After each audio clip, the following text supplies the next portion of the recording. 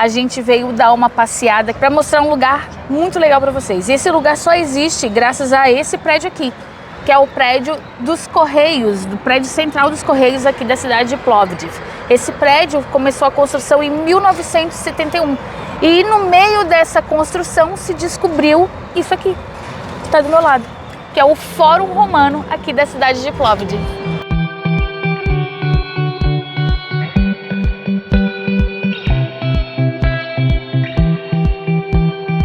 E aqui nessa região a gente tem um verdadeiro deleite para os olhos com muita arquitetura bastante diferente. O prédio dos Correios, por exemplo, ele é numa arquitetura mais soviética, essa coisa grande e mais quadradona e tudo mais. Obviamente algo mais milenar aqui no Fórum, que tem tanto essa parte aqui, quanto aquela outra parte lá, que lá também tem ruínas do Fórum Romano, e lá também tem ruínas do Fórum Romano, tá? E claro, construções mais clássicas, como aquelas aqui atrás, aqui na rua de pedestres e tudo mais. Por falar em Fórum Romano, a gente tem que dizer que o Fórum Romano não era um fórum ali onde os juízes iam, não. O Fórum Romano era onde acontecia a vida social, política, econômica e religiosa. Inclusive, bem aqui ó, tem uma placa que explica, né, que, por exemplo, a gente tem aqui embaixo, a gente tem o espaço da livraria, que é esse espaço aqui com o número 1, que é aquele espaço ali assim. A gente tem uma basílica civil, que era aquele espaço mais lá. A gente vai passear ali por dentro também. A gente tem lojas também, lojas aqui na parte 5, por exemplo, que é mais naquela região lá. Aqui tem uma coisa bastante interessante, na verdade, que é bem legal, que são essas canaletas ali assim, ó, né? Essas canaletas ali, ó. Explica pra que é aquilo ali, Carolzinha. Ó, tem um aqui, aqui, aqui e aqui. Aqui é onde a água era drenada, aqui do Fórum. Isso. E tem uma coisa curiosa, que a primeira vez que a gente passou aqui, a gente leu, foi essa parte aqui, esse número 8, que fala sobre um estilóbato ou estilobato, que é o número 8 que tá aqui embaixo, bem ali assim, ó, onde tem essas colunas aqui, ó, é o estilóbato. Isso, por aqui. Aí a gente foi pesquisar, na verdade, a tradução de stylobate ou stilobate, enfim, que a gente não sabia. E aí veio a tradução, estilóbato. Legal, né? Bem massa. Fui procurar o que é estilóbato. E estilóbato nada mais é do que um socalco que sustenta as colunas. Aí agora a gente já sabe, né, que é um socalco. Não precisa nem cursar engenharia, né? A gente acredita que o socalco que sustenta as colunas seja esse tipo de estrutura aqui, que é mais ou menos como uma fundação. Mas quem é engenheiro aí pode dar uma ajuda pra gente, para confirmar ou desmentir.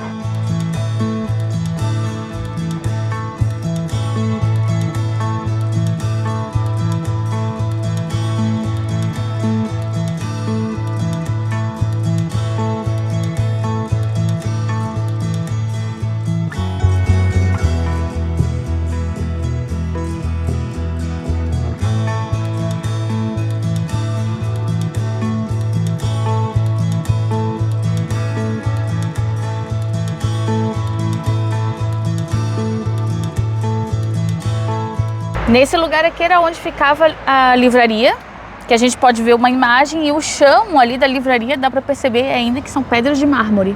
Estou pisando agora no Cardo Máximos, que é a rua principal do Fórum Romano aqui de Plovdiv. Não só no de Plovdiv, como todos os fóruns romanos espalhados pelo mundo.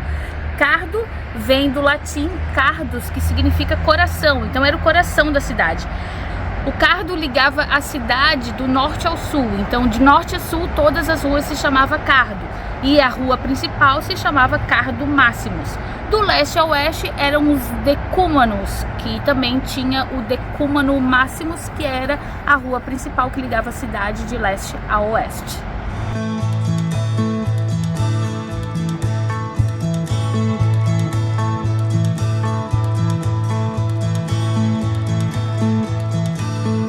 Eu tinha esquecido antes o nome desse lugar aqui, que é um Odeon. Sim, aqui também no Fórum Romano havia um Odeon, que é essa parte aqui do Fórum Romano, onde aconteciam tanto a vida política quanto a vida cultural. A presença desse Odeon aqui nesse Fórum Romano destaca a importância da cidade de Filipópolis, antigo nome de Plovdiv, na vida cultural aqui da cidade. Aqui aconteciam leituras de poesia, apresentações literárias e apresentações musicais, mas também havia discursos políticos aqui nesse local.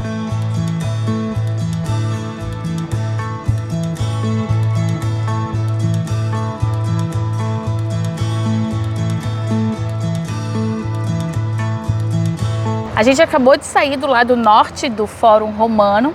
Aqui no chão a gente consegue ver a representação de onde passaria a Cardo Maximus.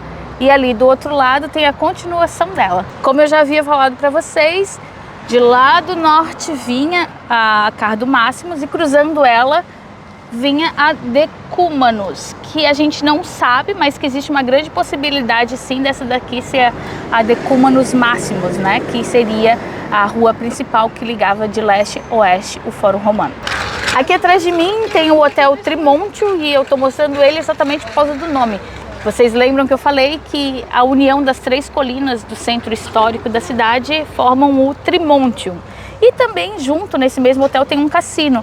A gente já viu muito cassino aqui na Bulgária. A gente não sabe como é que é a regulamentação do funcionamento desses cassinos, mas o fato é que existem muitos. Então a gente já começou lá naquele lado, lá onde a gente mostrou para vocês o Cardo Maximus, onde tinha o Odeon. E a gente foi também naquele outro pedaço ali que não dá para ver, mas é onde supostamente tinha a Decumanus Maximus. E a gente chegou na terceira parte desse fórum, que é essa daqui. Ali passava uma outra Cardo e a gente descobriu onde é que ficava a Decumanus Maximus, que só aparece ali um pedacinho. Possivelmente ela ia lá pro lado também do parque. E atravessando a rua, a gente chega aqui nessa construção que, por fora, é bastante moderna, mas lá por dentro abriga uma história aí de mais de 1000 anos. Eu estou falando da Basílica Episcopal de Filipópolis. E a gente vai entrar aqui nesse museu agora para contar um pouquinho dessa história para vocês.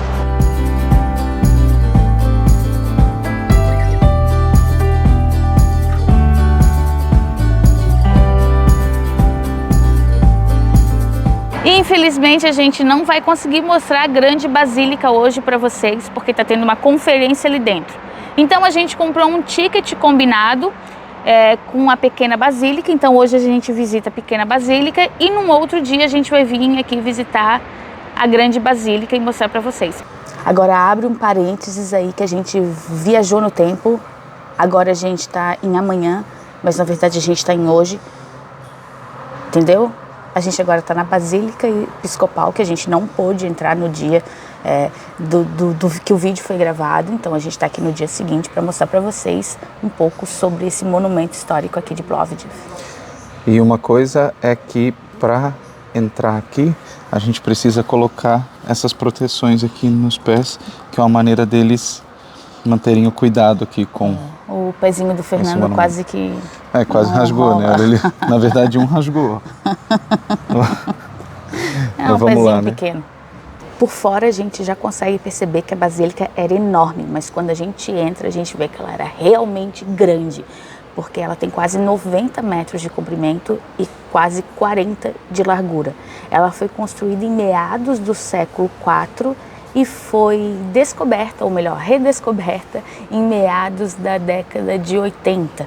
E foi aí que começou o processo de escavação para ver o que tinha por debaixo de tanta terra. Aqui na entrada a gente já tem a visão desses mosaicos maravilhosos que impressionam pela qualidade de preservação deles, mas não só isso também, até pelas próprias características. Por exemplo, aqui no meio, de cabeça para baixo, para quem está olhando, a gente tem um pavão e segundo os escritos que tem aqui, esse pavão ele era um sinal de imortalidade e um símbolo que foi adotado pelos cristãos antigos da tradição pagã. E ele está justamente aqui na entrada da Grande Basílica, mostrando que o cristianismo é um caminho para a vida eterna. Uma característica de muitas igrejas é que elas foram construídas em cima de outras igrejas, e logo aqui na entrada a gente tem a fundação do que foi um templo do século II.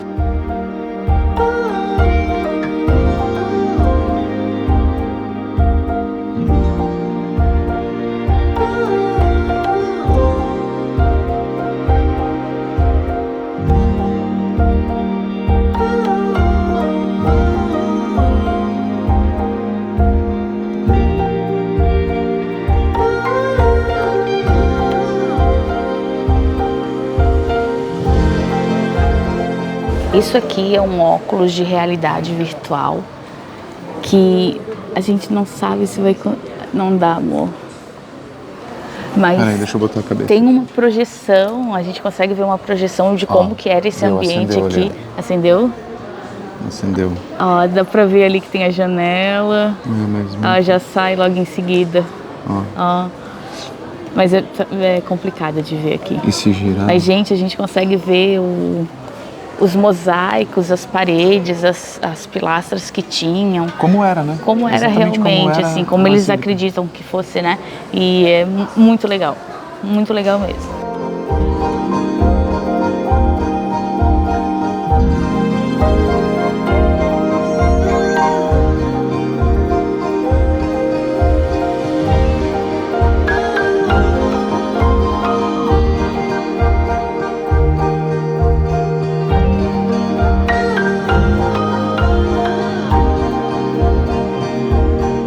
Aqui mostra como foi o processo de achar, né, e conservar os mosaicos.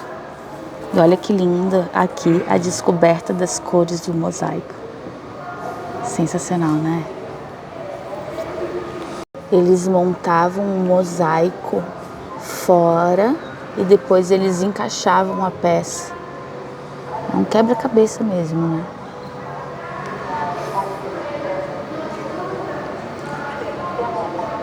Cada cor que aparece no mosaico é uma pedra específica, ó. O mármore, ali embaixo, limestone, que eu não sei exatamente que pedra é essa, biotite, e olha aqui os tons de verde. O verde mais claro era esse daqui, que é epidosite. Muito legal. E aqui no fundo do museu tem ainda uma sala em que eles trabalham com os restauros. Olha ali de pertinho.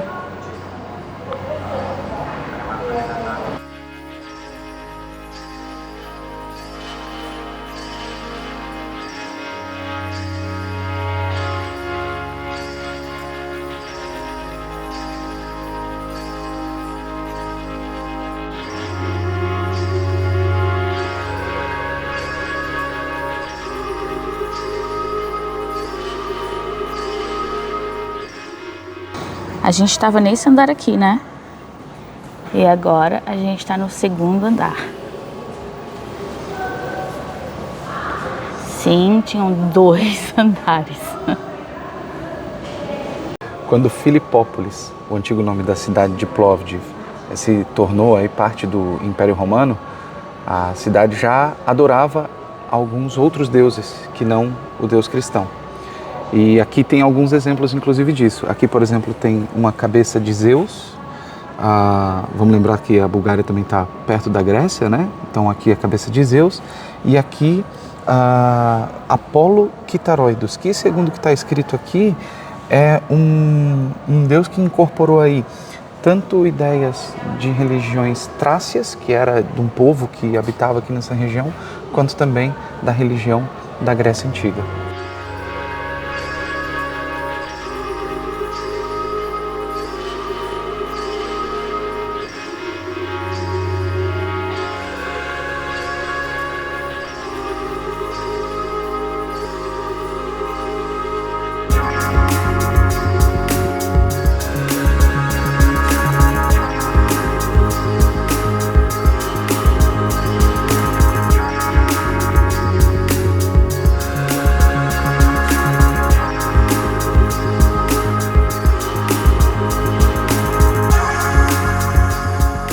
E olha só que bacana, ele ainda tem uma parte aqui que é interativo e feito especialmente para crianças.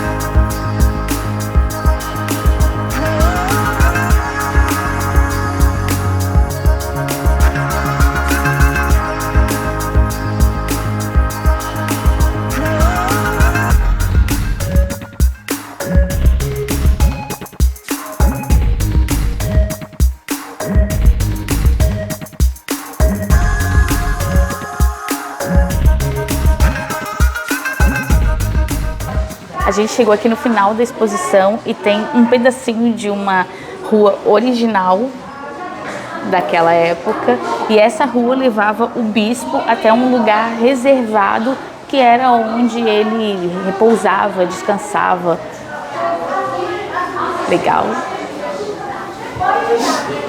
E aqui também, ó, bem do ladinho aqui da estrada, tem um antigo pórtico onde normalmente o bispo dava suas caminhadas se protegendo do sol, da chuva e da neve. O preço que a gente pagou para entrar nas duas basílicas, tanto na pequena basílica quanto nessa basílica episcopal, foi de 21 leves, 15 leves a entrada inteira e 6 leves a meia entrada para estudantes.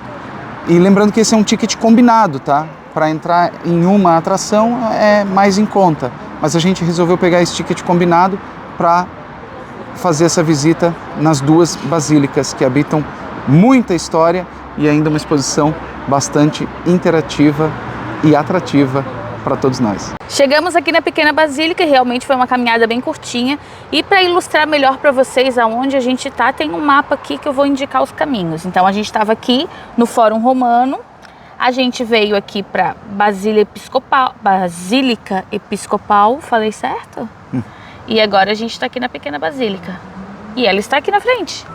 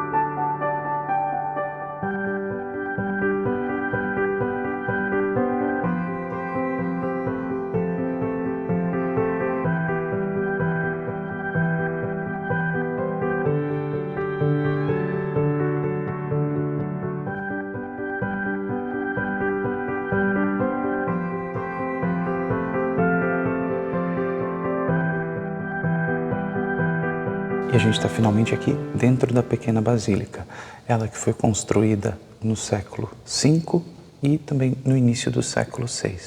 O que a gente vê aqui são justamente o chão original. Aqui a gente consegue ver também alguns traços das paredes originais da basílica. E dá para perceber, por exemplo, que aqui ela tinha esse formato, se estendia até lá, e o que conta aqui na história também é que mais tarde foi adicionado esse lugar aqui com essa cruz, que era um batistério, ou seja, onde as pessoas eram batizadas. E tem também aqui alguns mosaicos que foram feitos por artesãos locais, só que obedecendo aos requisitos tecnológicos e de técnica ditado aí pelos romanos na época. Esse batistério ele foi adicionado mais tarde a essa basílica, que é pequenininha, mas é grande em carga histórica.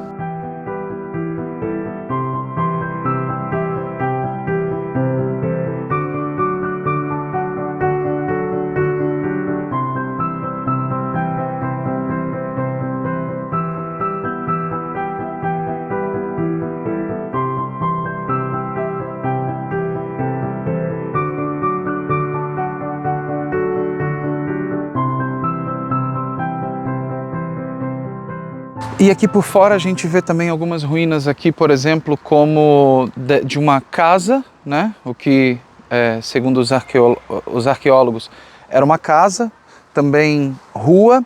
E uma coisa curiosa que foi confirmado pela moça que trabalha aqui na Basílica Pequena é que o formato dessa construção, que é bastante moderna, na verdade segue o mesmo formato que os arqueólogos supõem que fosse a basílica na época em que ela foi construída, ou seja, preservaram aí esse traço da história dessa igreja.